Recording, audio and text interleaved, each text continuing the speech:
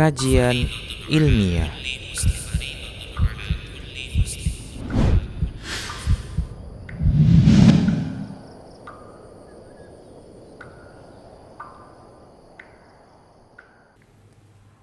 Assalamualaikum warahmatullahi wabarakatuh. Innal hamdalillah nahmaduhu wa nasta'inuhu wa nastaghfiruh wa na'udzu billahi min shururi anfusina wa min sayyiati a'malina. Man yahdihillahu fala mudhillalah wa man yudlilhu fala hadiyalah. Wa asyhadu an la ilaha illallah wahdahu la syarikalah wa asyhadu anna Muhammadan 'abduhu wa rasuluhu sallallahu alaihi wasallam. Qala Allah tabaraka wa ta'ala: Ya ayyuhalladzina amanu taqullaha haqqa tuqatih wa la tamutunna illa wa antum muslimun. Ya ayyuhan nasu taqu rabbakumul ladzi khalaqakum min nafsin wahidah wa khalaqa minha zawjaha wa bassa minhuma rijalan katsiran wa nisaa'a. Wattaqullaha alladzi tasaaluna bihi wal arham innallaha kana 'alaikum raqiba. يا أيها الذين آمنوا اتقوا الله وقولوا قولا سديدا يصلح لكم أعمالكم ويغفر لكم ذنوبكم ومن يطع الله ورسوله فقد فاز فوزا عظيما أما بعد فإن أصدق الحديث كتاب الله وخير الهدى هدى رسول الله صلى الله عليه وسلم وشر الأمور محدثاتها wa kullu muhdatsatin bid'ah wa kullu bid'atin dhalalah wa kullu dhalalatin finnar. Para muslim rahimani wa rahimakumullah, para pemirsa Rosyad TV dan para pendengar Radio Medan Mengaji di mana saja Anda berada, a'azzani Allah wa iyyakum jami'a. Alhamdulillah, kita bersyukur kepada Allah Subhanahu wa taala atas nikmat yang Allah berikan. Selawat dan salam tak lupa kita ucapkan untuk Nabi kita Muhammad sallallahu alaihi wasallam. Kita lanjutkan pembahasan fikih muamalah dan kita akan bahas berikutnya adalah pembahasan tentang al-ghasbu, atau terkadang sebagian orang menyebut dengan ghasab. Apa itu ghasab? Yaitu al-istila'u ala mali ghairihi qahran bi ghairi haqqin min aqarin wa mankulin. Ghasab artinya adalah penguasaan terhadap harta orang lain dengan kesewenang-wenangan tanpa hak, baik itu harta yang tidak bisa dipindahkan maupun harta yang bisa dipindahkan. Harta yang bisa dipindahkan itu semisal kendaraan-kendaraan, ya, begitu juga emas, perak, atau yang lainnya. Adapun aqar, yaitu barang-barang yang tidak bisa atau harta yang tidak bisa dipindahkan, itu seperti tanah, rumah, dan yang semisalnya. Nah, ini penguasaan terhadap harta orang lain dengan cara paksa tanpa hak, maka ini merupakan bentuk ghasab, ya. Jadi tindakan, ya, penguasaan terhadap harta tanpa izin, tanpa hak, ya, dari pemiliknya, maka ini disebut dengan ghasab. Perlu kita ketahui ini adalah merupakan bentuk kezaliman, dan kezaliman itu para muslim rahimani wa rahimakumullah secara umum terbagi menjadi tiga. Yang pertama adalah kezaliman yang tidak akan pernah diampuni oleh Allah Subhanahu wa taala. Berikutnya yang kedua adalah kezaliman yang diampuni oleh Allah Subhanahu wa taala. Kemudian yang ketiga adalah kezaliman yang tidak ditinggalkan oleh Allah Subhanahu wa taala. Baik para muslim rahimani wa rahimakumullah, apa contoh kezaliman yang tidak akan diampuni oleh Allah Subhanahu wa taala? Yaitu kezaliman terhadap hak Allah Subhanahu wa taala, yaitu berupa kesyirikan. Kezaliman berupa kesyirikan kepada Allah Subhanahu wa taala, di mana pelakunya tidak bertobat darinya, ya, dalam kehidupannya. Dengan kata lain, ia meninggal dunia, pelaku kesyirikan tersebut, ya, meninggal dunia dalam kondisi dia belum bertobat dari dosa kesyirikan. Na'udzubillahi min dzalik. Allah Subhanahu wa taala menyebutkan kesyirikan itu sebagai kezaliman Allah Subhanahu wa taala mengabadikan perkataan Luqman Al-Hakim kepada anaknya, "Inna syirka la dzulmun 'adzim." Allah berfirman mengabadikan perkataan Luqman Al-Hakim kepada anaknya dalam surah Luqman ayat 13. Allah berfirman, "A'udzu billahi minasyaitonir rajim. Inna syirka la dzulmun 'adzim." Sesungguhnya kesyirikan itu benar-benar kezaliman, ya, kezaliman yang besar, kezaliman yang paling besar. Dan kezaliman terhadap hak Allah Subhanahu wa taala ini apabila dibawa mati tanpa pernah ditobati, tanpa pernah ditobati sebelumnya dalam kehidupan seseorang yang melakukan kesyirikan, maka ketahui para muslim rahimani rahimakumullah, ini membawa petaka besar kepada orang yang melakukannya. Na'udzubillahi min dzalik. Karena apa? Karena Allah Subhanahu wa taala tidak akan mengampuni dosa kesyirikan yang belum ditobati. Allah Subhanahu wa taala tidak mengampuni dosa kesyirikan yang dibawa mati tanpa pernah ditobati sebelumnya. Allah Subhanahu wa taala berfirman dalam surah An-Nisa di 2 ayat yang akhir dari ayat tersebut ini berbeda ujungnya. Allah Subhanahu wa taala berfirman dalam surah An-Nisa ayat 48, demikian pula ayat 116 Allah mengatakan, "A'udzu billahi minasyaitonir rajim. Innallaha la yaghfiru ay yushraka bihi wa yaghfiru ma duna dzalika liman yasha." Allah berfirman yang artinya sesungguhnya Allah Subhanahu wa taala tidak mengampuni dosa kesyirikan kepadanya. Maksudnya adalah dosa kesyirikan yang dibawa mati tanpa pernah ditobati. Wa yaghfiru ma duna dzalika liman yasha, dan Allah Subhanahu wa taala mengampuni dosa di bawah derajat kesyirikan. Liman yasha, bagi siapa saja yang Allah Subhanahu wa taala ya kehendaki. Nah, para muslim rahimani wa rahimakumullah. Kemudian ini dalil yang menunjukkan bahwasanya Allah Subhanahu wa taala tidak akan mengampuni dosa kezaliman berupa kesyirikan kepada dirinya, ya, ketika kezaliman ini, dosa ini dibawa mati oleh pelakunya tanpa pernah ditobati. Kemudian adapun jenis kedua dari kezaliman adalah kezaliman yang diampuni. Kezaliman yang diampuni ya oleh Allah Subhanahu wa taala, yaitu kezaliman yang terkait dengan pelanggaran-pelanggaran yang dilakukan oleh para hamba terkait dengan hak-hak Allah Subhanahu wa taala selain kesyirikan dan kekufuran. Maka para muslim rahimani rahimakumullah, ya, ini akan diampuni, ada peluang untuk diampuni oleh Allah Subhanahu wa taala kecuali kesyirikan, demikian, dan kekufuran tentunya, ya. Dalam ayat yang sama Allah Subhanahu wa taala berfirman, yaitu dalam surah An-Nisa ayat 48 dan 116 Allah mengatakan, "A'udzu billahi minasyaitonir rajim. A'udzu billahi minasyaitonir rajim. Innallaha la yaghfiru ay yushraka bihi wa yaghfiru ma duna dzalika liman yasha." Sesungguhnya Allah Subhanahu wa taala tidak mengampuni dosa kesyirikan kepadanya, dan Allah Subhanahu wa taala, dia yaitu Allah Subhanahu wa taala mengampuni apa saja dari dosa-dosa kezaliman yang di bawah derajat kesyirikan tersebut. Liman yasha.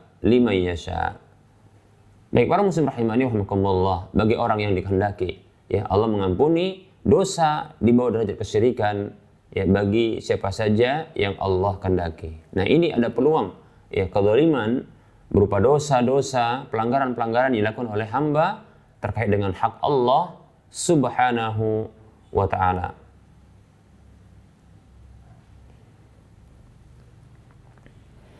Baik para muslim rahimani wa rahmakumullah, berikutnya kezaliman yang ketiga, jenis yang ketiga adalah kezaliman yang tidak akan Allah Subhanahu wa ta'ala tinggalkan. Kezaliman yang tidak Allah Subhanahu wa ta'ala tinggalkan. Yang Allah Subhanahu wa ta'ala kaitkan, ya, untuk pembalasannya itu dengan keridhaan, ya, dengan keridhaan, yaitu kezaliman antara hamba, dengan hamba yang lainnya, yaitu kezaliman yang terkait dengan hak-hak hamba. Maka hal ini tidak akan ditinggalkan oleh Allah Subhanahu wa taala. Tidak akan ditinggalkan oleh Allah Subhanahu wa taala sampai sang hamba yang dizalimi tersebut ini memberikan kemaafan, memberikan kehalalan ya kepada orang yang menzaliminya. Demikian para muslim rahimani wa rahimakumullah. Dalam sebuah hadis yang diriwayatkan oleh Imam Bukhari dalam kitab sahihnya dengan nomor urut hadis 6534 dari sahabat Abu Hurairah radhiyallahu anhu bahwasanya Rasulullah sallallahu alaihi wasallam bersabda, "Man kanat 'indahu madlamatun li akhihi falyatahallalhu minha fa innahu laisa samma dinarun wala dirhamun min qabli an yu'khadha li akhihi min hasanatihi fa in lam yakun lahu hasanatun ukhidha min sayyiati akhihi faturihat alaihi." Kata Nabi sallallahu alaihi wasallam, siapa saja memiliki kezaliman kepada saudaranya di sisinya, maka hendaklah dia minta halal kepadanya dari kezaliman tersebut. Karena sesungguhnya tidak ada esok hari, ya, tidak ada esok hari, maksudnya tidak ada kemudian, ya, di hari akhirat itu dinar dan dirham, ya, sebelum diambil untuk saudaranya dari kebaikan-kebaikannya. Maka apabila dia tidak memiliki kebaikan-kebaikan lagi, maka diambil dari keburukan-keburukan saudaranya lalu dibebankan ya kepadanya. Dalam ungkapan yang lain juga sama, hadis ini diriwayatkan oleh Imam Bukhari dalam kitab sahihnya dengan nomor urut hadis 2449 dari sahabat Abu Hurairah radhiyallahu anhu, Rasulullah sallallahu alaihi wasallam bersabda, "Man kanat lahu madlamatun li akhihi min 'irdihi aw syai'in falyatahallalhu minhu al-yawma qabla an la yakuna dinarun wala dirhamun. In kana lahu 'amalun salihun ukhidha minhu biqadri madlamatihi wa in lam takun lahu hasanatun ukhidha min sayyiati sahibihi fahumila 'alaihi." Rasulullah Shallallahu Alaihi Wasallam bersabda, siapa saja yang memiliki kezaliman kepada saudaranya, baik itu berupa kehormatan yang pernah dicelanya, ya dirusaknya, dia zalimi, atau apa saja seperti harta, ya, begitu juga fisik, ya, maka mintalah halal, maka hendaklah ia minta halal darinya pada hari ini juga, sebelum tiba, ya, waktu tidak ada lagi dinar dan dirham untuk melunasi kezaliman tersebut, ya. Apabila dia memiliki amal saleh, ya pelaku kezaliman tersebut memiliki amal saleh, maka diambil dari amal saleh tersebut sekadar atau setakar seukuran kezaliman yang dilakukannya. Namun apabila dia tidak memiliki kebaikan-kebaikan lagi, maka diambil dari keburukan-keburukan dosa-dosa orang yang dizaliminya lalu dibebankan kepadanya. Nah, para muslim rahimani wa rahimakumullah. Ini ya tidak akan ditinggalkan oleh Allah Subhanahu wa taala sampai dihalalkan oleh orang yang dizalimi. Demikian para muslim rahimani rahimakumullah. Nah, di antara dosa kezaliman ya yang terkait dengan harta, terkait dengan hak manusia adalah ya kezaliman dalam masalah harta. Di antaranya adalah tindakan ghasab. Demikian para muslim rahimani wa rahimakumullah. Baik para muslim rahimani wa rahimakumullah.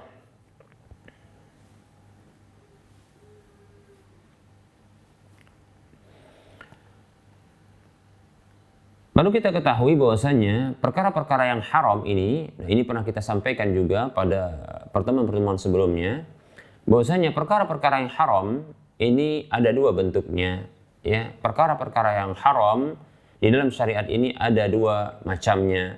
Yang pertama adalah perkara-perkara yang haram ditinjau dari zatnya. Perkara-perkara yang haram ditinjau dari zatnya. Ini seperti bangkai, darah, daging babi, najis-najis, ya, yang memang jiwa ini bisa lari darinya. Begitu diingatkan bahwasanya hal tersebut adalah satu yang ya terlarang kita darinya, maka jiwa ini bisa meninggalkannya dan menjauhinya, ya. Kemudian yang kedua, ada perkara-perkara yang haram, ya, ditinjau dari perolehannya, ditinjau dari cara mendapatkannya, seperti contohnya riba, judi, ya, menimbun harta, melakukan kecurangan, kedustaan, ya, jual beli gharar, dan seterusnya, ya, dari apa saja tindakan-tindakan yang di dalamnya terdapat kezaliman dan memakan harta sesama manusia dengan cara yang batil, ya. Maka para muslim rahimani wa rahimakumullah, ya, ini yang seperti ini terkadang, ya, keharaman-keharaman dari sisi tindakan seperti ini terkadang, ya, disukai oleh jiwa dan diinginkan olehnya. Demikian para muslim rahimani wa rahimakumullah. Berbeda dengan yang pertama, ya.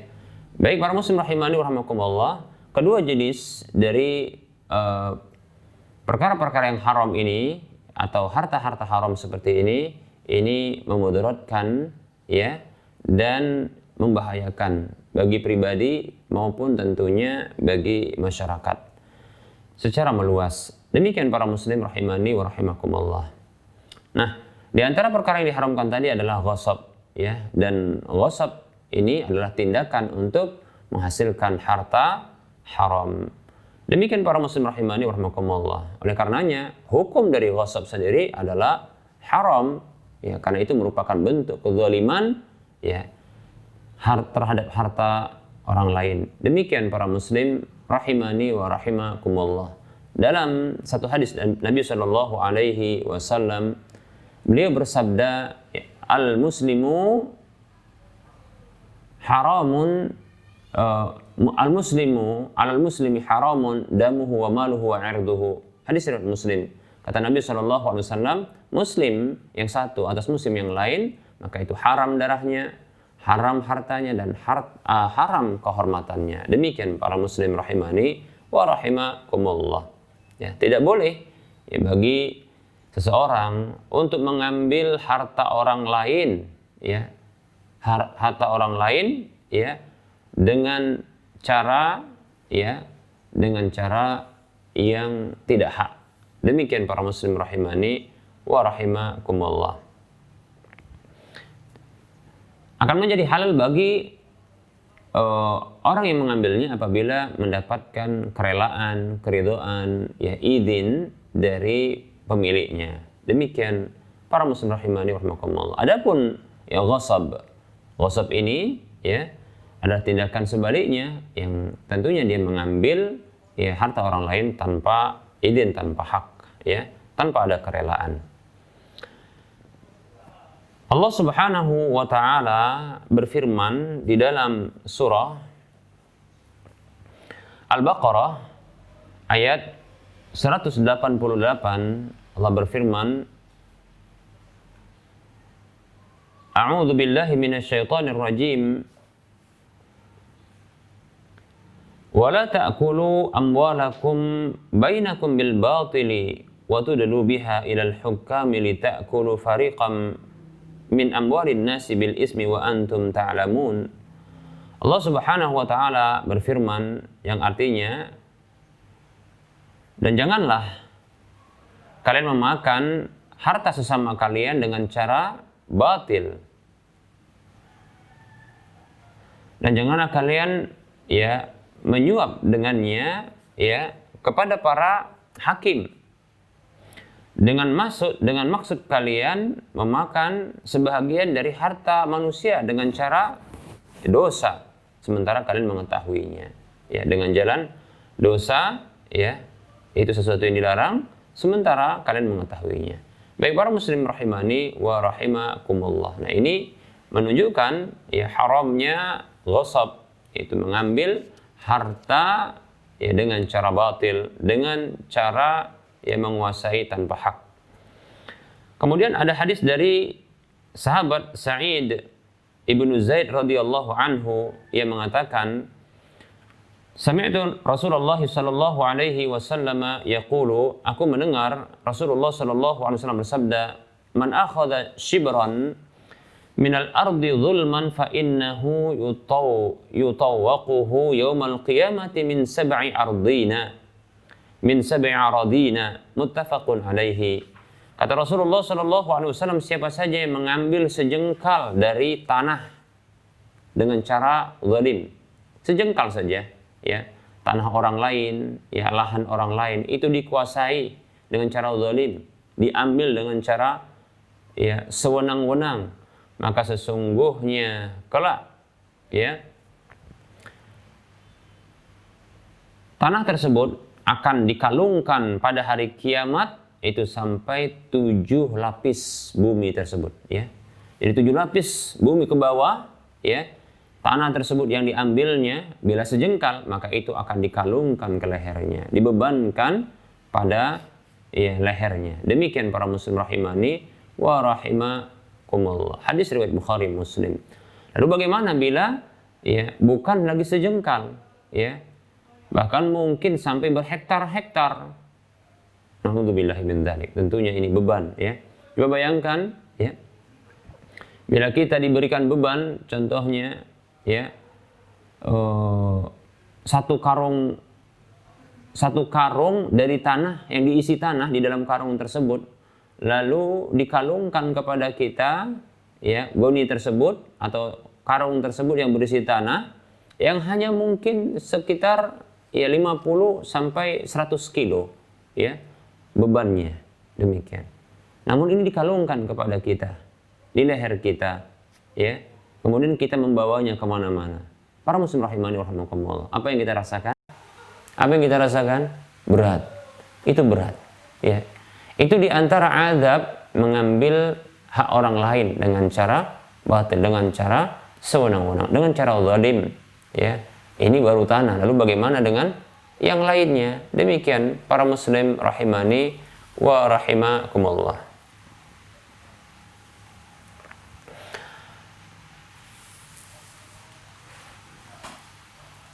Baik para muslim rahimani wa rahimakumullah, lalu apa hukum, ya, hukum orang yang melakukan, ya, kegiatan-kegiatan di tanah, ya, atau di lahan yang dirampas, ya, lahan yang diambil, lahan yang dirampas, ya, yang itu sesungguhnya bukan miliknya, ya. Kalau kita lihat seperti saat ini tanah pemerintah, ya, tanah pemerintah, seperti contohnya tanah ex-PTP, ya, dalam bahasa Sumatera Utara disebut dengan tanah garapan, ya. Yang ini sesungguhnya adalah, ya, tanah ini bukanlah milik para penggarapnya, namun ini adalah tanah milik pemerintah. Demikian. Contoh saja, ya. Atau ada orang lain yang dia mengambil tanah yang dirampasnya dari orang lain, walaupun akhirnya dilepas oleh pemiliknya, namun tidak rela, tidak ridho. Kenapa? Karena ternyata pihak peradilan, ya, itu memenangkan, ya, lawan gugatnya, ya, atau lawan hukumnya di peradilan. Demikian. Yang seperti ini para muslim rahimani wa rahimakumullah, maka terhitung juga, ya, termasuk, ya, lahan-lahan curian, lahan-lahan rampasan, ya, yaitu termasuk barang ghasab. Baik, apabila, ya, ada satu lahan yang lahan tanah, ya, itu dirampas tentunya dengan paksa, dengan zalim, sewenang-wenang, lalu ditanami dengan tanaman-tanaman, pepohonan-pepohonan, atau contohnya dibangun di atasnya bangunan-bangunan, ya, maka sesungguhnya bila orang itu sadar, sesungguhnya bila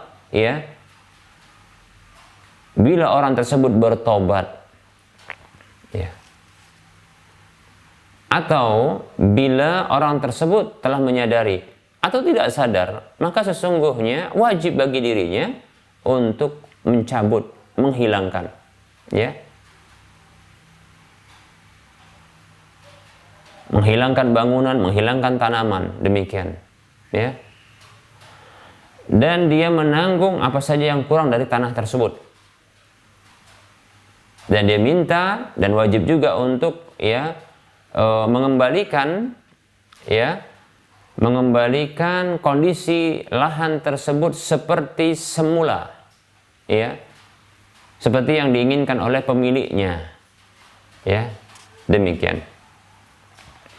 Namun apabila ternyata ya pemiliknya ridho, demikian pula rela, ya, begitu juga orang yang mengambilnya ini, merampasnya ini, ternyata mereka bersepakat ya untuk dibayar dengan uang, ya, maka ini boleh diberlakukan. Demikian para muslim rahimani wa rahimakumullah.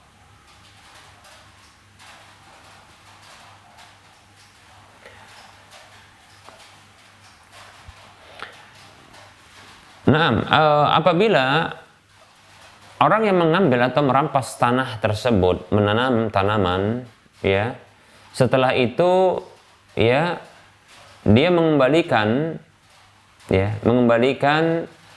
lahan itu kepada pemiliknya. Setelah dia mengambil hasil panennya, maka hasil panen itu adalah milik orang yang mengambil tanah tersebut, ya, mengambil tanah tersebut. Namun wajib bagi dirinya untuk dikenakan biaya sewa, ya, atas penggunaan lahan, ya, yang akan diberikan kepada sang pemiliknya, demikian, ya. Namun apabila tanaman tersebut masih ada, sementara sang pemiliknya ini datang untuk mengambilnya, ya,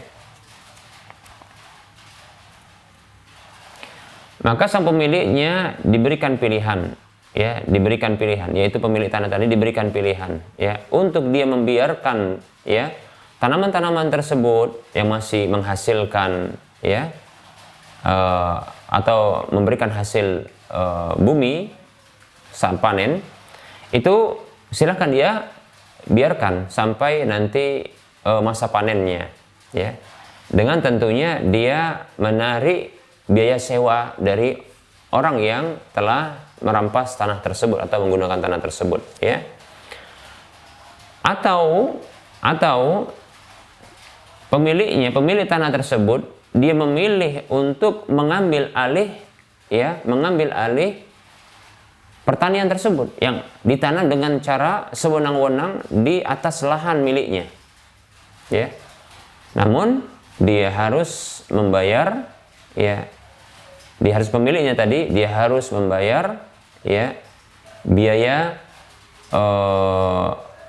operasional untuk mengadakan tanaman tersebut, ya, seperti contohnya barangkali, ya, biaya bibitnya, biaya tanamnya, kemudian biaya perawatannya, demikian. Maka ini yang dibayar, boleh, ya, seperti itu.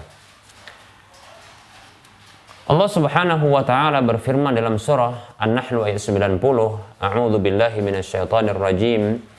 Innallaha ya'muru bil 'adli wal ihsani wa ita'i dzil qurba wa yanha 'anil fahsya'i wal munkar wal baghi ya'idzukum la'allakum tadhakkarun. Sesungguhnya Allah memerintahkan manusia itu untuk berbuat adil, berbuat ihsan, berbuat baik. Ini cara yang adil, ya.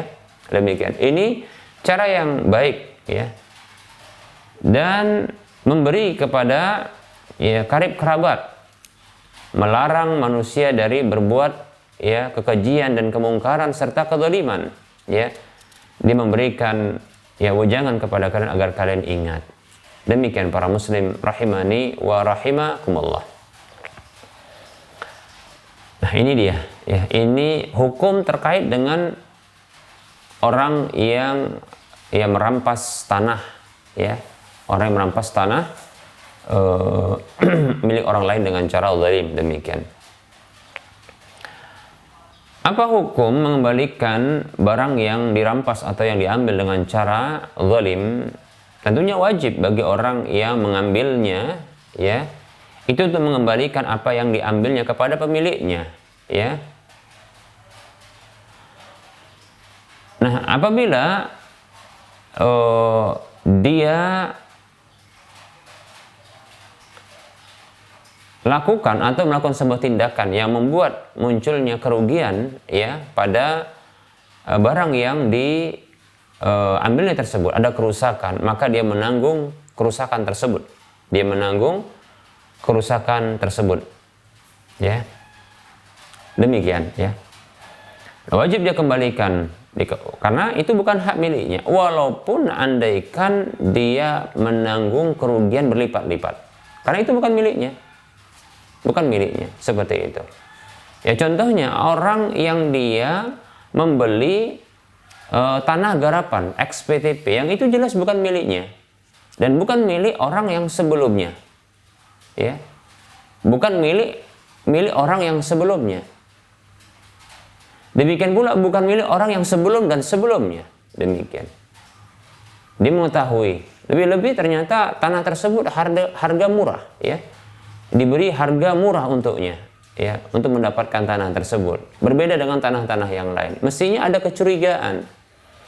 Nah, ternyata kebijakan pemerintah untuk membuat bangunan di tanah tersebut yang itu adalah milik pemerintah. Maka tentunya, ya, muncul kerugian yang ada pada pemiliknya. Maka kerugian ini walaupun dia menanggung berlipat-lipat seperti itu, ya, jangankan dia tanami, dia dapatkan hasilnya, belum ada diberlakukan sedikit pun tindakan terhadap tanah tersebut, seperti menanam, ditempati, atau bahkan ada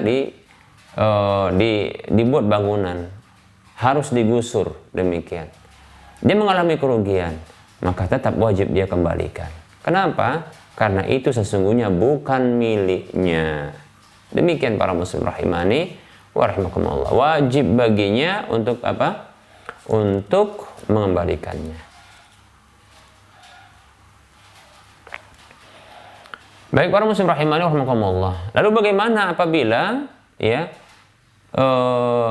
di lahan yang dirampasnya tersebut ini ternyata, ya, dibangun sebuah atau dibuat sebuah perniagaan, perdagangan.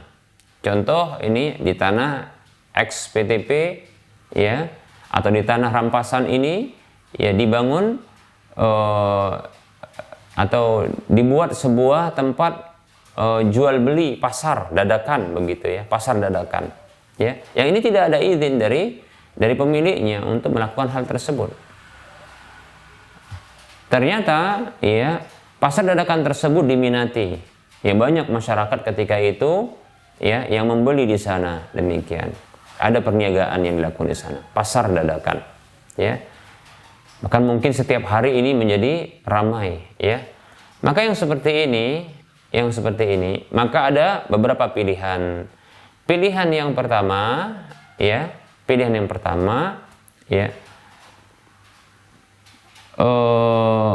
para pedagang yang ada di pasar tersebut, ya, bila itu banyak, bila satu orang, ya, maka diberlakukan, ya, hukum, ya, sewa pada lahan tersebut, ya, diberlakukan hukum sewa pada lahan tersebut. Demikian, ya, tentunya dengan disebut dengan ujratul misli, yaitu, ya, upah sewa yang dia semisal dengan kebiasaan masyarakat yang ada di sana, di satu wilayah, seperti itu. Tidak boleh lebih, tidak boleh kurang tentunya, ya, karena belum ada akad sebelumnya. Ini pilihan pertama. Pilihan yang kedua adalah, ya, keuntungan ini disepakati untuk dibagi sesuai dengan kerelaan. Pada umumnya adalah dibagi dua tentunya, ya. Keuntungan itu, ya, ini disepakati antara berdua, yaitu pemilik lahan dengan orang yang mengambil atau menggunakan lahan tersebut tanpa izin. Maka itu disepakati keuntungannya, ya, dengan kesepakatan, ya, antara keduanya, seperti itu. Bila tawaran yang pertama tidak diberlakukan, itu tidak diberlakukan akad sewa. Nah, demikian, ya. Baik para muslim rahimani wa rahimakumullah.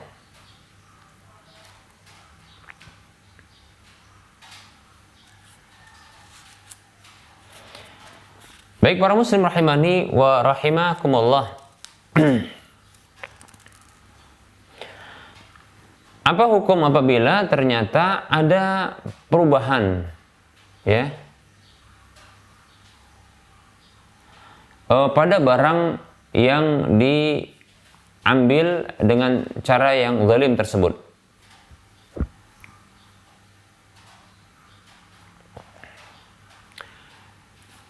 Ada perubahan pada barang yang dirampas atau diambil tersebut ya tanpa hak, maka ya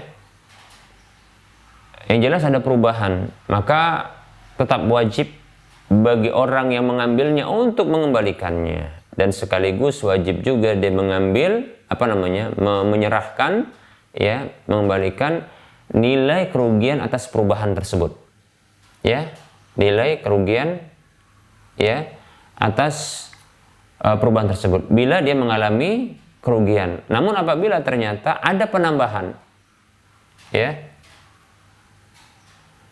bila ada penambahan,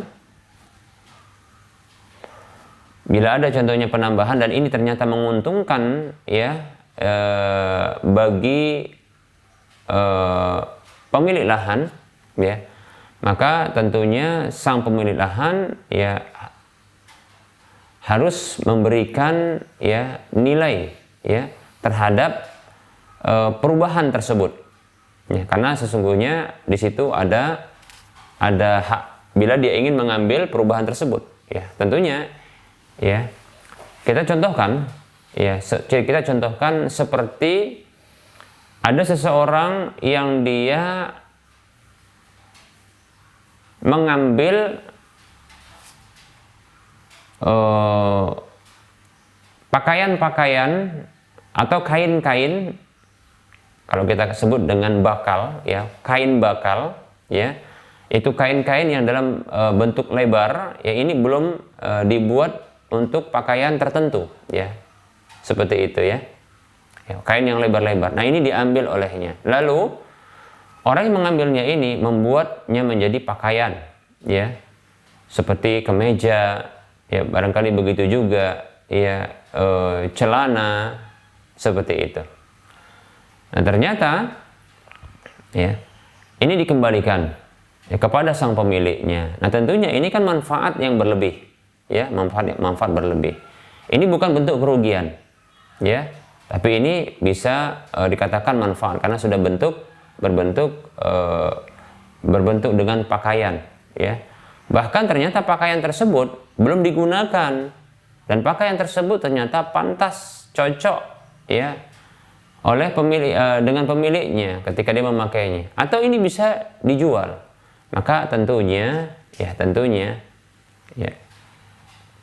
sang pemilik wajib untuk mendapatkan ya kain tersebut, kain yang sudah dalam bentuk pakaian itu, maka wajib bagi dia untuk mendapatkannya, wajib bagi orang yang mengambilnya untuk mengembalikannya. Hanya saja ya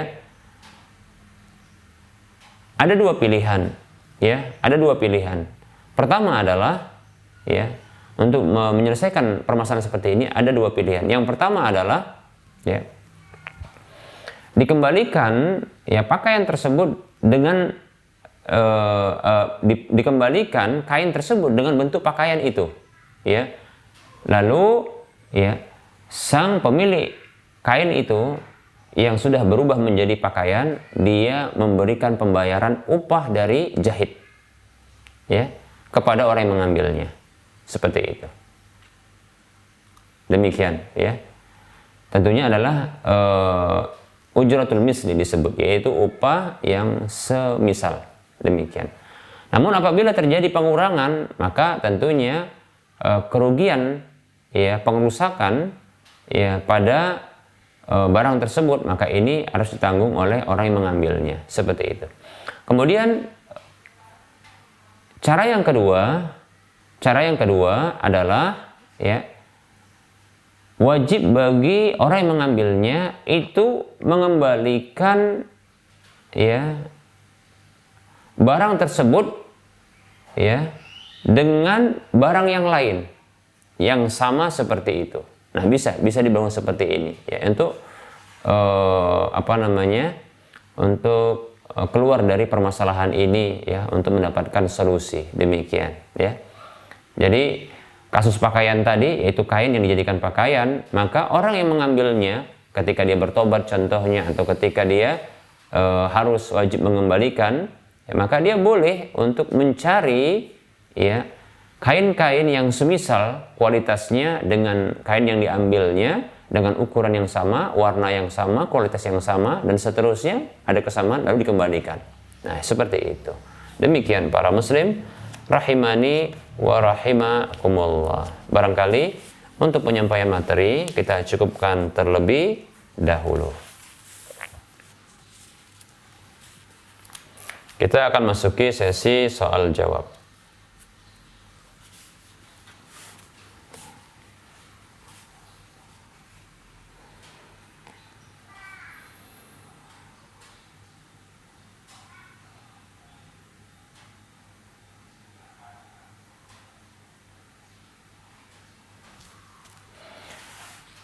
Baik, ada pertanyaan. Assalamualaikum warahmatullahi wabarakatuh. Waalaikumsalam warahmatullahi wabarakatuh. Ustadz, apa hukumnya membeli kereta atau motor? Nah, untuk Sumatera Utara, ya, kereta ini maksudnya adalah sepeda motor ya. Bagi para pemirsa dan pendengar sekalian, sedikit berbeda mungkin mendengar kereta ini. Kalau di sini kereta itu tidak ada relnya ya. Yang ada realnya kereta api, tapi kalau kereta di sini maksudnya sepeda motor. Ya. Baik ya, apa hukumnya membeli sepeda motor? Ya, tapi surat kepemilikannya itu tidak lengkap. Namun ini bukan barang curian. Barangkali contoh BPKB-nya, ya, itu hilang, ya, BPKB ya. Ya, yaitu surat yang menunjukkan kepemilikan barang tersebut. Ya, hanya saja yang ada STNK-nya saja. Boleh tidak dibeli? Saya condong boleh dibeli, ya, boleh dibeli demikian. Nah, kemudian kalau ketika hendak dia apa namanya, yang jelas ini bukan barang curian, ya. Yang jelas ini bukan barang curian. Baik, jadi hukumnya ya, hukumnya adalah boleh untuk dibeli ya. Barang seperti ini ya hukumnya boleh untuk dibeli ya.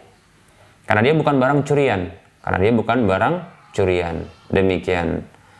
Adapun surat STNK-nya ini masih ada, maka bisa dia usahakan ya untuk mendapatkan mungkin BPKB-nya ya. Seperti itu berikutnya ya. Tapi pastikan bahwasanya ya sepeda motor ini bukanlah barang curian, karena barang curian tidak boleh dijual belikan, karena itu milik ada pemiliknya, dan tidak boleh ya menjual barang yang tidak dimiliki. Kata Nabi SAW, la tabi' ma laysa 'indak. Kata Nabi SAW kepada Hakim ibn Hizam radhiyallahu anhu, jangan engkau menjual barang yang tidak engkau miliki. Demikian, ya, seperti itu. Namun kalau bukan barang curian, ini memang miliknya. Ya, hanya saja mungkin barangkali rusak atau hilang BPKB-nya, maka ya tidak masalah, ya. Demikian. Wallahu taala a'lam.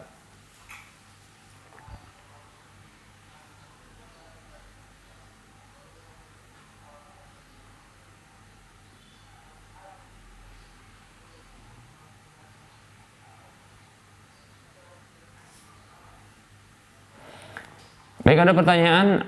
Assalamualaikum Ustadz. Waalaikumsalam warahmatullahi wabarakatuh. Mohon jawab pertanyaan saya. Apakah boleh mengizinkan teman dan keluarga untuk mengunjungi rumah saya dan suami? Karena saya khawatir dengan virus corona ya. Tapi saya ingin dapat pahala dikunjungi dan menyambut tamu saudara muslim saya. Jazakallahu khaira wa iyyak jazallah. Baik ya, memang menjamu tamu ya, kemudian menyenangkan tamu, ya ini merupakan memuliakan tamu, ini merupakan bentuk ciri keimanan. Kata Nabi Shallallahu Alaihi Wasallam, "Man kana yu'minu billahi wal yaumil akhir, falyukrim dhaifahu." Siapa saja yang beriman kepada Allah dan hari akhir, maka hendaklah dia muliakan tamunya. Demikian. Ya, ini bentuk keimanan dan tentunya banyak ya pahala ya. Banyak pahala yang Allah Subhanahu wa taala berikan ya bagi orang-orang yang menjamu, memuliakan tamu. Demikian. Lalu bagaimana ketika ya ada teman atau keluarga yang ingin berkunjung ke rumah? Maka saat ini di mana pemerintah sudah memberlakukan ya new normal bagi kehidupan ya, di mana dibolehkan untuk melakukan ya perkumpulan, tapi dengan syarat-syarat yang ini menunjukkan ya kewajiban untuk memenuhi protokol kesehatan, maka bisa diberlakukan dengan hal seperti ini ya. Bila contohnya ada teman atau saudara-saudara keluarga yang ingin datang ya, maka bisa dipandu untuk memenuhi protokol kesehatan. Seperti contohnya di rumah sudah disiapkan ya, disiapkan contohnya sabun untuk cuci tangan atau hand sanitizer ya. Kemudian ditempatkan tempat duduk ini secara berjarak. Nah, seperti itu ya. Demikian. Kemudian disiapkan juga ya mungkin masker bagi mereka yang datang tanpa ya membawa masker atau menggunakan masker, seperti itu. Maka insya Allah Ta'ala tidak bertentangan ya dengan ketetapan pemerintah. Walaupun pemerintah masih menganjurkan untuk tidak keluar rumah ya, untuk melakukan kegiatan pertemuan-pertemuan. Ini saat ini sudah menjadi ya bersifat anjuran ya. Anjuran untuk tidak melakukan ya pertemuan yang menghadirkan orang banyak jika tidak ada keperluan. Demikian. Namun jika ada keperluan memang harus bertemu, barangkali harus ada yang didiskusikan ya, harus ada yang dimusyawarahkan, dan ini sangat penting, genting, maka silakan lakukan ya, silakan ya berikan izin untuk bertamu ya, kemudian berlakukan ya protokol kesehatan seperti itu ya, dan insya Allah dapatkan pahala menjamu tamu. Wallahu ta'ala a'lam.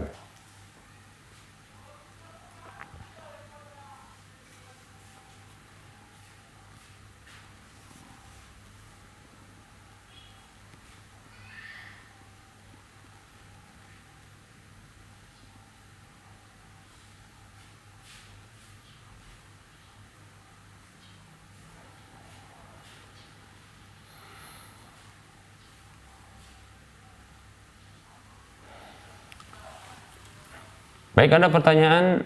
Assalamualaikum Ustaz. Waalaikumsalam warahmatullahi wabarakatuh. Saya mau bertanya Ustaz. Saya berniat jualan dan sedekah dengan konsep jual makanan bayar seikhlasnya. Apakah ini termasuk gharar yang dilarang dalam konsep jual beli? Mohon pendapatnya Ustaz. Terima kasih. Kita jawab. Waalaikumsalam warahmatullahi wabarakatuh.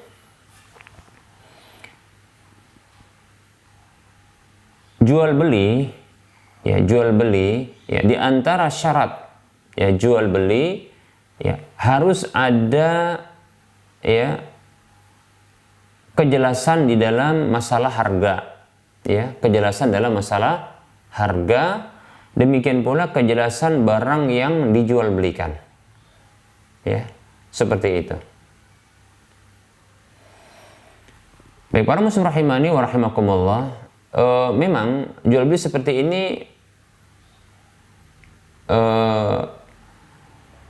mengundang kontroversial ya, mengundang kontroversial di mana jual beli model seperti ini dia mengandung ketidakjelasan pada barang yang dibeli, begitu juga ketidakjelasan pada pembayaran ya, pembayaran setelah membeli, demikian ya. Baik, para muslim rahimani wa rahimakumullah. Nah, apabila ini bisa memunculkan pertikaian ya, seperti contoh begini ya. Ketika jual beli, niatnya berjual beli, namun ada muatan sedekah, sebenarnya boleh ya berjual beli dengan niat sedekah ya. Tapi tetap saja dengan memperhatikan ya, kita sedikit ya membahas ini sebelum kepada kepada hukumnya. Saya ingin tawarkan bagaimana ini solusi kalau ingin berjual beli ya dengan bersedekah, maka ini dibenarkan, bahkan ini lebih baik. Bagaimana bentuk ya jual beli ya dengan muatan bersedekah, yaitu dia tetap menetapkan harga jual bagi barang-barang yang dijual belikan itu untuk para calon konsumen dengan harga yang minim, dengan harga yang lebih rendah, seperti itu ya. Bahkan ini bisa tercakup masuk ke dalam hadis Nabi SAW, rahimallahu rajulan samhan idza ba'a wa idza ishtara wa idza iqtada. Hadis Sahih Bukhari. Kata Nabi SAW, semoga Allah Subhanahu wa taala merahmati seseorang yang dia samhan, ya mudah ya di dalam berjual beli, begitu juga ketika dia menagih hutang, di mana dia memberikan kemudahan, tidak sulit ya, harga tidak tinggi, harga bahkan ya ini dia fresh ya, maksudnya dia press ya, diperkecil ya, seperti itu. Bahkan dia hanya mengambil untung sedikit saja. Maka ini bentuk ya, dia bentuk jual beli dengan adanya sedekah ya. Mungkin pada umumnya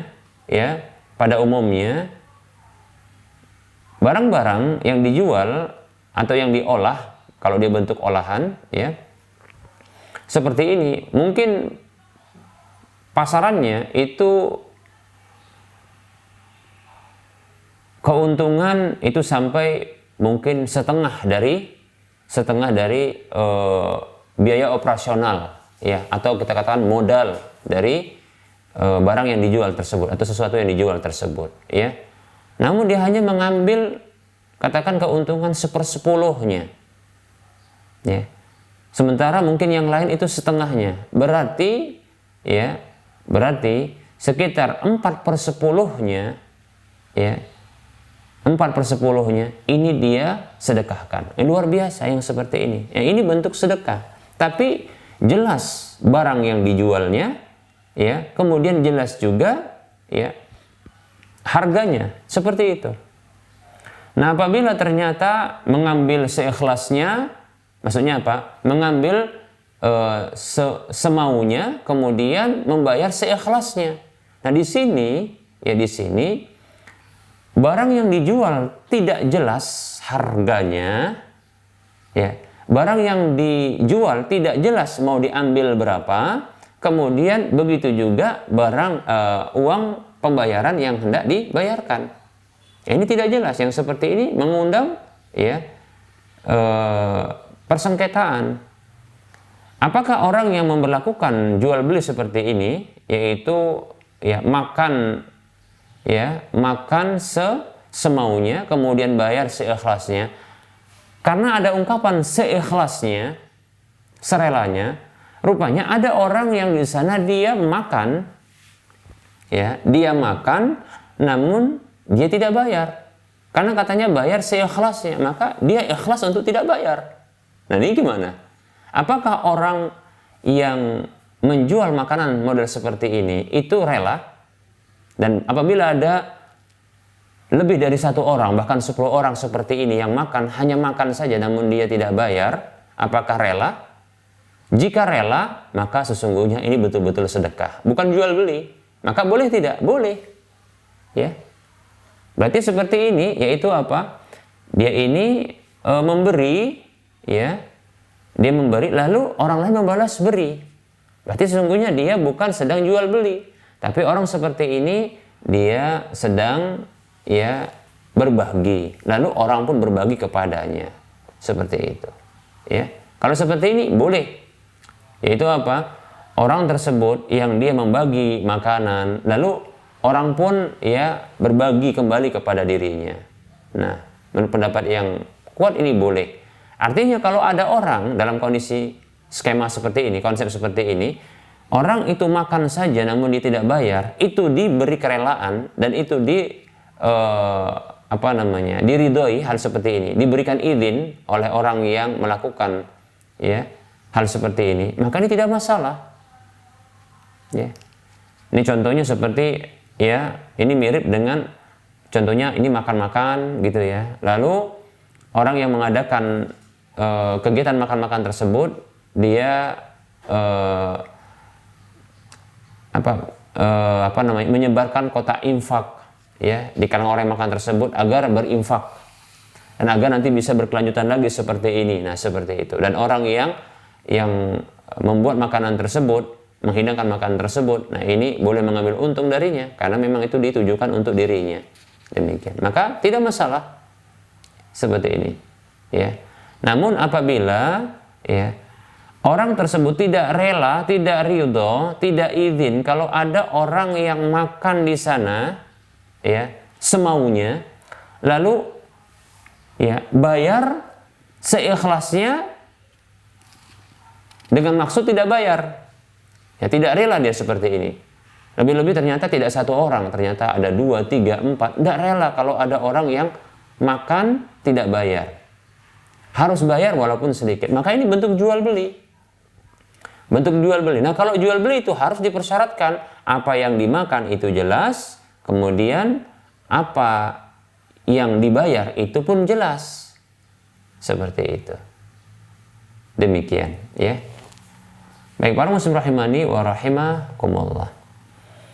Baik, ya, ini saya condong untuk lebih jelas. Walaupun ada pendapat yang menyatakan bolehnya, ya, bolehnya. Seperti contohnya ada pendapat yang mengatakan orang yang dia mengambil barang, ya, berapapun, kemudian nanti setelah barang tersebut, ya, diambilnya atau dipergunakannya, baru nanti dibayar setelah itu dengan nominal yang sudah diketahui, ya, di akhir baru diketahui nominalnya. Kemudian begitu juga barang yang diambilnya itu diketahui berapa jumlahnya, ya. Ada pendapat mengatakan ini boleh. Maka saya katakan bahwasanya yang seperti ini jelas boleh. Mengapa? Karena di akhir akad barang yang diambil itu jelas karena dia menjelaskan, kemudian pembayaran juga jelas berapa yang dibayar, dan itu ada di hadapan orang yang mereka berjual beli. Demikian. Adapun dalam kasus yang ditanyakan ini, ya, ini tidak diperjelas berapa yang dijual, ya, berapa yang diambil oleh orang yang memakan tersebut tidak diperjelas, apa saja yang dimakan. Nah, kalau contohnya apa saja yang dimakan ini diperjelas, ya, oh saya makan ini, disebutkan makan sampai mungkin 10 item makanan, begitu ya. Nah, ternyata di kumulatif itu harganya 100.000, ya. Kemudian dibayar 10.000. Apabila tahu seperti ini, apa kira-kira ya konsep seperti ini akan berlanjut? Seperti itu setiap orang contohnya, ya. Demikian. Ya, kalau seperti ini, ya, orang tersebut menyebutkan, oh ini sudah sekian sampai 10 item diambil. Baik, kemudian dikasih tahu ini sudah 10 saya ambil dan saya mau bayar 1.000. Kata sang pemilik, katanya tidak masalah, katanya. Maka ini sah jual beli. Tapi kalau begini terus, saya katakan ini, apakah dia akan bertahan seperti itu? Ya, demikian. Jadi boleh sebenarnya di akhir akad ya itu disepakati harga, di akhir akad disepakati harga.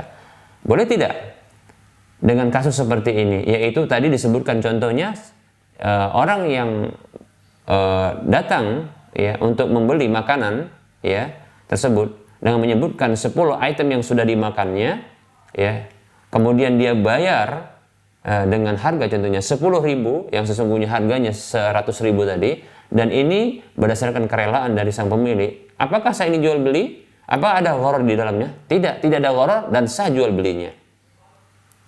Nah demikian, tidak masalah. Pertanyaannya ya, ini bukan terkait dengan hukum. Apakah dia akan berlakukan seperti ini seterusnya apabila ternyata ya setengah dari para pengunjung yang makan di sana melakukan hal demikian? Ya, maka saya katakan ya ini akan berpengaruh bagi keberlangsungan jual beli seperti ini, bisnis seperti ini. Nah begitu ya, maka wallahu alam, yang jelas ya bisnis seperti ini saya kira butuh ditinjau ulang ya, dari sisi barangkali hukum ya, hukum. Walaupun saya katakan dengan contoh yang saya sebutkan tadi di akhir, maka ini sah insya Allah karena adanya kejelasan dan adanya kerelaan. Demikian ya, seperti itu ya. Permasalahannya bisa jadi orang yang menjual tersebut dengan terpaksa dia akan menerima pembayaran ya 10.000 untuk 10 item yang sudah dimakan pengunjung tersebut, karena dia sudah memberikan moto di dalam dagangannya ya, jual beli kemudian bayar seikhlasnya, makan semaunya bayar seikhlasnya. Nah moto ini akhirnya dia harus rela. Nah demikian, terpaksa rela. Nah makanya seperti ini butuh ditinjau ulang ya, demikian ya, seperti itu. Kalaupun ada sebahagian orang yang melakukan hal ini berhasil, saya kira tidak bisa semua orang seperti itu, karena nggak bisa semua tempat begitu ya, demikian. Kalau kita mungkin lihat, oh mungkin sifat malu sebagian orang, sebagian kalangan, ya ini kebetulan didapatkan oleh menjual dengan cara seperti ini. Namun di tempat-tempat yang lain ada orang yang tidak punya malu, bahkan tidak bayar.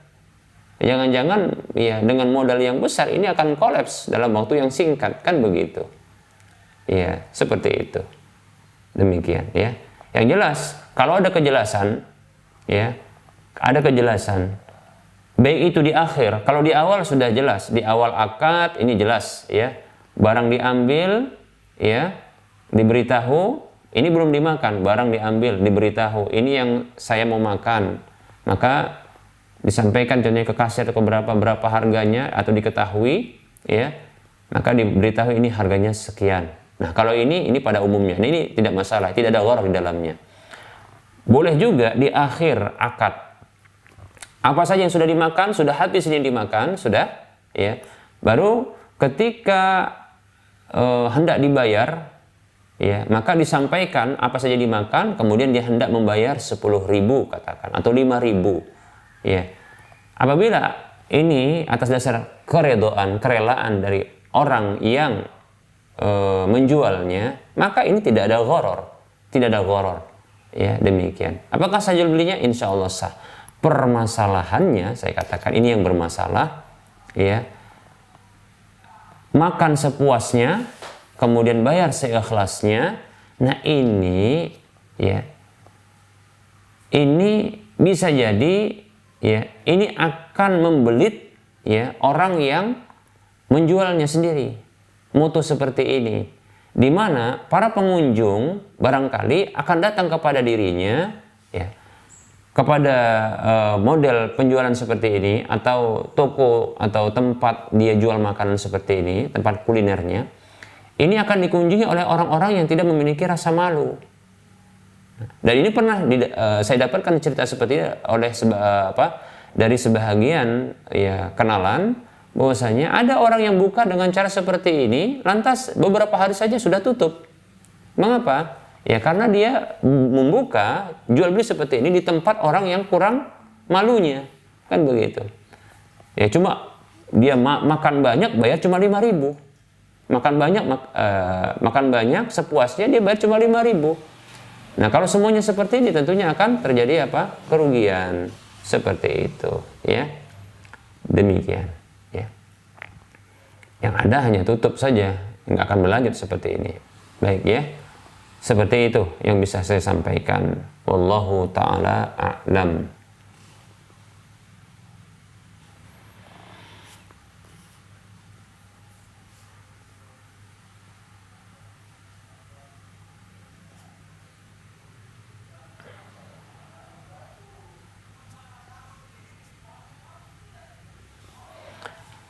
Baik, ya, ini ada pertanyaan, ini pertanyaan terakhir insyaallah taala. Ya, Assalamualaikum Pak Ustadz. Waalaikumsalam warahmatullahi wabarakatuh. Ya. Saya seorang wanita, maaf dapat nomor ini dari seorang kenalan. Saya mau tanya tentang pembelian emas, ya. Saya datang ke satu PT Antam mau membeli emas dengan cara pembelian di sistem mereka harus melalui webnya dan uangnya ditransfer lalu kita ambil emasnya. Mereka tidak menerima pembelian dengan tunai dan debit. Gimana itu Ustaz? Apakah diperbolehkan? Baik, waalaikumsalam warahmatullahi wabarakatuh. Jual beli emas, yaitu emas dibeli dengan uang, maka ini merupakan bentuk jual beli barang-barang ribawi. Ya, hanya saja jual beli seperti ini adalah jual beli barang ribawi yang tidak sejenis, ya, namun masih dalam satu kategori, yaitu kategori ya samaniyah, yaitu dia alat tukar atau alat pembayaran mata uang. Karena emas dengan mata uang,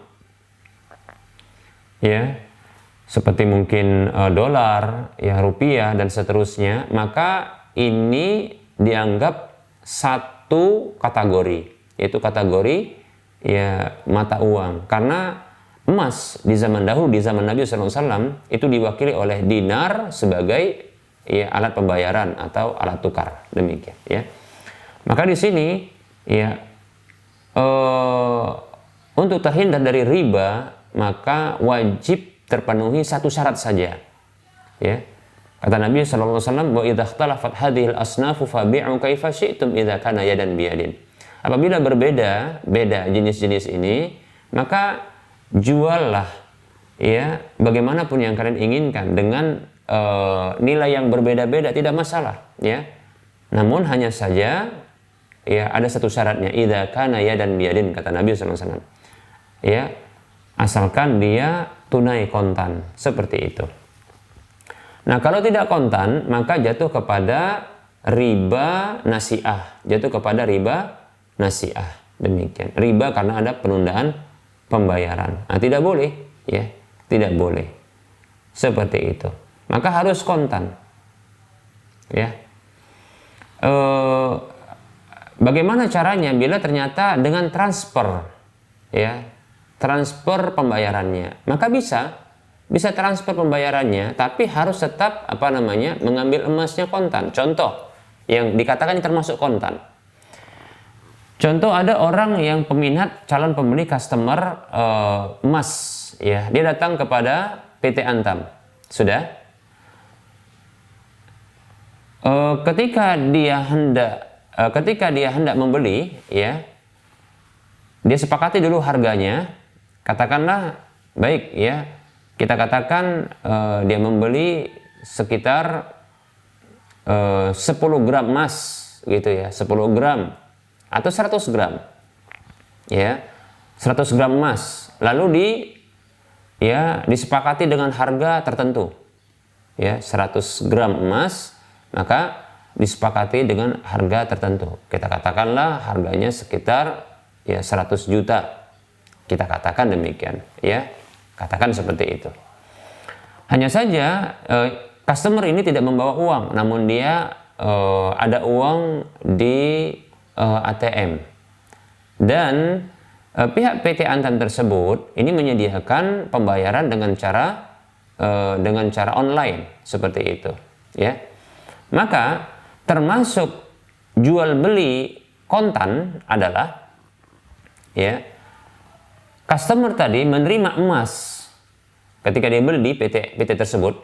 Dia ketika terjadi akad, dia terima emas, Kemudian setelah itu dia ya membayarkan lewat ya di tempat itu, di tempat yang sama, masih di majelis akad ya, ketika dia menerima emas tersebut lalu dibayar ya, apakah di ATM, mungkin juga ada mesin penggesek ya untuk mengeluarkan nilai atau memotong ya saldo, lalu terjadi pembayaran secara online dan itu langsung berpindah ke rekening ya PT Antam tersebut. Maka ini disebut dengan jual beli kontan. Karena pembayaran kontan walaupun tidak diterima ya dengan tangan, tapi sudah masuk kepada hiyazatul mulk, yaitu apa? Ada wilayah kekuasaan dari penjual. Maka di sini adanya apa? Pemindahan kepemilikan. Ini kontan langsung, dan sang pembeli customer itu sudah menerima uangnya. Menerima emasnya. Maka di sini termasuk jual beli kontan. Nah, ini yang dibolehkan. Adapun yang tidak dibolehkan, contoh ini. Ditransfer terlebih dahulu uangnya. Ini contoh pertama. Ditransfer dulu uangnya sampai ya beberapa waktu berikutnya ya baru dia datang ya di tempat pengambilan emas tersebut. Nah, ini tidak kontan, ini tidak boleh. Ya. Atau contohnya, dia terima dulu emasnya, kemudian baru nanti setelah itu ditransfer. Ya. Dan ini sudah terpisah waktunya, ya. Seperti itu. Terpisah tempatnya. Maka ini tidak kontan, maka tidak boleh yang seperti ini. Demikian, ya. Atau contohnya, diterima emasnya, kemudian baru ditransfer, ternyata 3 hari berikutnya baru sampai uang tersebut. Maka ini juga saya condong tidak kontan. Demikian. Harus pastikan kontan. Ya, seperti itu. Wallahu ta'ala a'lam. Semoga bermanfaat. Wassallallahu ala Muhammad. Kita tutup ya. Wassallallahu ala Muhammad wa ala alihi wa ashabihi ajma'in. Mohon maaf atas segala kekurangan dan kesalahan. Kebenaran datang dari Allah Subhanahu wa taala, yang keliru dan salah itu datangnya dari saya pribadi dan bisikan syaitan. Kepada Allah saya mohon ampun. Kepada para pendengar dan pemirsa sekalian saya mohon maaf. Wassallallahu ala Muhammad wa ala alihi wa ashabihi ajma'in. Subhanakallahumma wa bihamdika asyhadu an la ilaha illa anta astaghfiruka wa atubu ilaika. Walhamdulillahirabbil alamin. Wassalamualaikum warahmatullahi wabarakatuh.